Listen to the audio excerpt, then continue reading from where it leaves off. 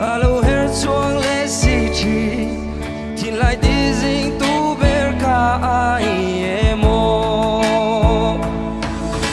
suy lung in le zua chi ne phur ko thiang eng no ri rai tin kim ka han don chang ni hian o min ngai song te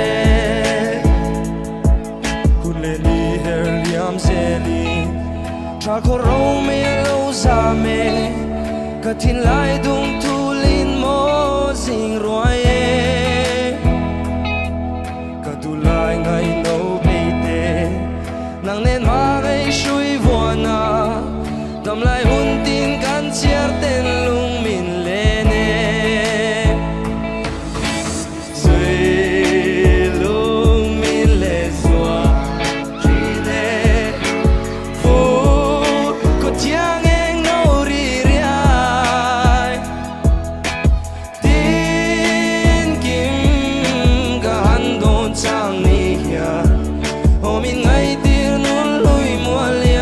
song te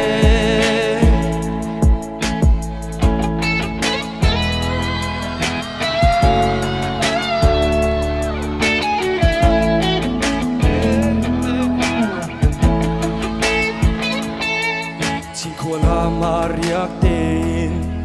zo khore ram dia ya hian ma tiang hun le nun lui te ka han thira say chin vong vong don big lem nei si lo hian sing nun kal siam hian ke zong lung lai min kha sui lung min le zua chi ne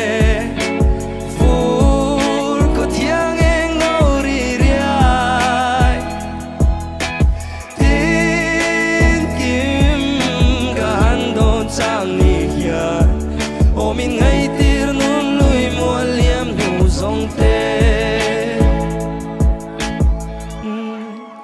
Thank you.